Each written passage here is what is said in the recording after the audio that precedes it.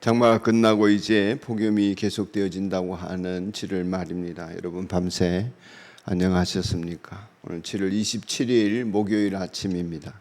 7월의 마지막을 향해 달려가는 오늘 한 날을 잘 붙잡고 주님과 동행하며 은혜로 채워주시기를 축복합니다.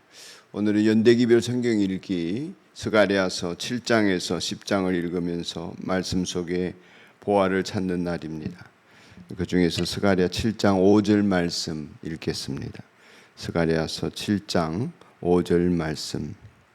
너는 이 땅의 온 백성과 제사장에게 이렇게 말하여라. 너희가 지난 70년 동안 다섯째 달과 일곱째 달에 금식하며 애곡하기는 하였으나 너희가 진정 나를 생각하여서 금식한 적이 있느냐.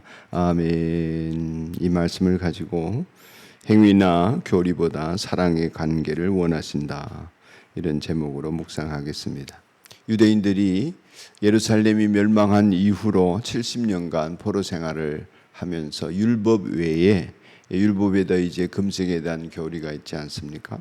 율법 외에 역사적으로 해마다 해오던 금식이 있었습니다. 유대인들이 전통이 된 거죠. 이제 예루살렘을 중심으로 해서 예루살렘이 포위되었을 때에, 그리고 예루살렘 성이 함락되었을 때에, 그리고 예루살렘 성전이 불탔을 때에, 그리고 모든 사람들이 포로로 잡혀가고 이제 바빌론에 완전히 나라가 망하고 난 뒤에 총독을 세웠지 않습니까? 그달리아라는 총독이죠. 예레미야서를 읽어보면 나오는 이야기인데, 그달리아 총독이 암살을 당합니다. 그 암살을 당할 때에 이렇게 이런 슬픈 날을 기념하면서 죄를 뒤집어쓰고 금식을 했습니다. 그게 이제 4월은 예루살렘이 뚫린 날이거든요. 이제 586년에 또 5월은 성전이 불탄 날입니다. 그리고 7월은 앞서 말씀드린 그달리아가 암살된 날이고, 10월은 이제 588년 가을부터 586년 봄까지 예루살렘이 포위되어서 안에서 굶어 죽어가는 상황이었으니까 그 처음 애워싸인 날을 슬퍼하는 날입니다. 그러니까 애도하고 슬퍼하면서 우리가 이제 5.18을 기념하면서 슬퍼하듯이 그렇게 마음에서부터 슬픔을 가지고 하나님 앞에 금식하였던 그런 절기입니다. 1년에 이 네 번의 금식 절기 외에도 여러 번의 금식이 그들에게는 있었을 텐데, 10월에 특별히 대속죄일 같은 날 바벨론에 돌아와서 지금도 이제 이걸 해야 되느냐, 5월 금식을 앞두고 있는데 이것을 재개해야 되느냐, 이런 물음을 이제 스가랴에게 하러 왔던 것입니다. 하나님의 말씀은 금식을 하는 게 중요한 것이 아니다. 내가 파송한 선지자의 말을 듣는 것이 중요하다. 오늘 본문에 이르러서는 언제 나를 위해서 금식한 적이 있느냐, 이렇게 말씀을 하십니다. 그러니까 하나님께서는 종교적인 행위나 어떤 미신적인 행위나 이 금식을 통해서 자신들이 얻고자 하는 것 때문이나 아니면 습관과 교리와 전통을 따라서 금식을 하고 있는, 그러면서 전혀 하나님과의 사랑의 관계 안에서 하나님을 사랑하고 따르는 마음이 없는 이 행위들을 하나님 기뻐하지 아니하신다 하는 것입니다. 이사야서의 메시지이죠. 이사야서에서도 내가 기뻐하는 금식은 하면서 하나님이 기뻐하시는 금식, 하나님의 인격이시기 때문에 무슨 행위를 보고 또 종교적인 의식을 보고 이렇게 돈을 보고 마음을 바꾸는 분이 아니라는 거죠. 며칠 금식할까요? 며칠 해라, 이런 식의 하나님이 아니라는 것입니다. 그러니까 예수님께서 광야에서 금식을 하셨다 하는 것도 40일간 금식을 하시는 거예요. 모세가 시내산에 올라와서 40일 금식했다. 이건 모두 하나님과의 관계 속에서 스스로 자원하는 사랑의 마음이 동기가 된 것이지 해야 되니까 하는 의무감이나 책무감에 의해서 한 것이거나 내가 얻고자 하는 무엇이 있기 때문에 내 목숨을 걸겠습니다 하는 것도 아니라는 것입니다. 의외로 그런 사람들이 많습니다. 하나님 앞에서 금식하는 것이 능력이 있다, 이런 말만 듣고서, 그 능력이라고 하는 것은 하나님에게서 응답을 얻어내는 통로다, 이런 것이죠. 그러니까 이제 에스더의 금식 이런 것들을 이제 예를 들면서 그렇게 한다는 거죠. 에스더가 금식을 하자 하는 것도 역시 마찬가지입니다.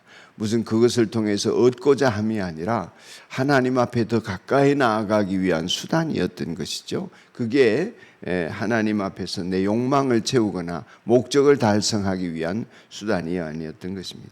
금식하며 기도하는 것은 우리에게 정말 좋은 영적인 훈련이 되어지고 하나님께로 더 가까이 나아가는 육신을 치는 일이 되기 때문에, 육신을 쳐서 복종하는 일이기 때문에 그것이 너무나 중요한데, 그러나 금식보다 더 중요한 것을 잃어버리면 안 되겠고, 그것을 잊어버린 채 하나님 앞에서 행위만 남아 있어서는 안 되겠다. 하나님께서는 긍휼을 베풀고 인애를 사랑하고 과부와 고아와 나그네를 잘 대접하고 나라 안에 사회 속에 정의가 이루어지게 하는 것, 이런 것이 진정한 금식이 아니겠느냐, 이렇게 말씀하셨죠.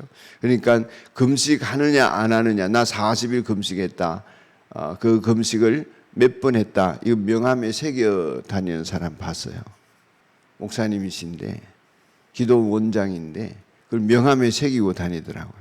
이런 능력자다, 나를 집회에 초대해달라, 이런 거죠. 그러니까 비뚤어지지 않을 수가 없는 거죠, 우리 신앙과. 그러니까 국가와 민족이나 교회나 한 개인이나 가정에 최선을 다해서 하나님께 나아가는 수단으로서의 금식이 아니라 그것을 해내는 어떤 목적이 되어져 버리거나 그것을 통해서 내가 무슨 대단한 능력을 성취하는 그런 과정이라고 하는 생각을 해서는 안 되겠다 하는 것입니다. 금식이 하나님을 위해서 한 적이 있느냐, 이렇게 말씀하시면 무슨 뜻입니까? 우리가 먹고 마시는 것이나 금식하는 것이나 다 나의 육체를 위해서 하는 것이고 내가 하나님 앞에서 더 잘되기 위함이라는 것이죠. 그러니까 그것을 하느냐 마느냐를 하나님께 물을 필요가 없는 것이죠.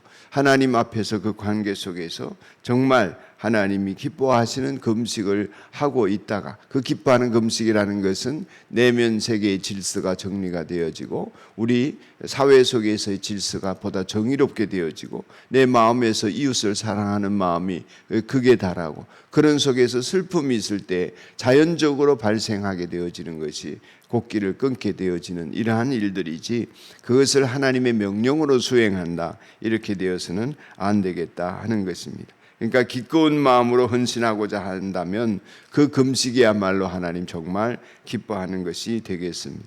더 나아가서 금식과 함께 하나님을 사랑하고 이웃에게 공의를 해가고 선을 베푸는 것, 이것을 더할 나위 없이 하나님 기뻐하실 것이다. 그러니 우리가 어떤 행위나 교리의 책무에 빠지기보다 사랑해서 무슨 일이든지 할 수 있는 믿음의 사람들이 되어지기를 소원하신다 하는 것입니다.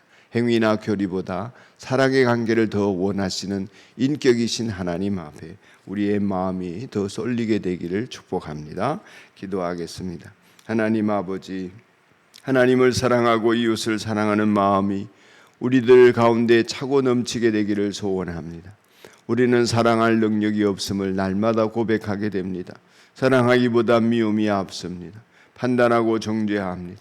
하나님, 이러한 마음 속에 은혜를 베풀어 주시고 십자가의 사랑을 허락하여 주시며 아낌없이 남김없이 우리를 위하여 피 흘려 죽으신 그 하나님의 사랑, 죄악 가운데 구원하신 그 은혜가 우리로 하여금 사랑할 힘이 되게 하시고 사랑할 능력을 얻게 해주시는 줄 믿습니다. 오늘도 하나님, 어떤 책무나 의리나 교리보다 하나님을 사랑하는 마음으로 모든 육신의 생활을 해나갈 수 있도록 복내려 주옵소서. 예수님 이름으로 기도드리옵나이다. 아멘. 하늘에 계신 우리 아버지, 아버지의 이름을 거룩하게 하시며 아버지의 나라가 오게 하시며 아버지의 뜻이 하늘에서와 같이 땅에서도 이루어지게 하소서. 오늘 우리에게 일용할 양식을 주시고 우리가 우리에게 잘못한 사람을 용서하여 준 것 같이 우리 죄를 용서하여 주시고 우리를 시험에 빠지지 않게 하시고 악에서 구하소서. 나라와 권능과 영광이 영원히 아버지의 것입니다. 아멘.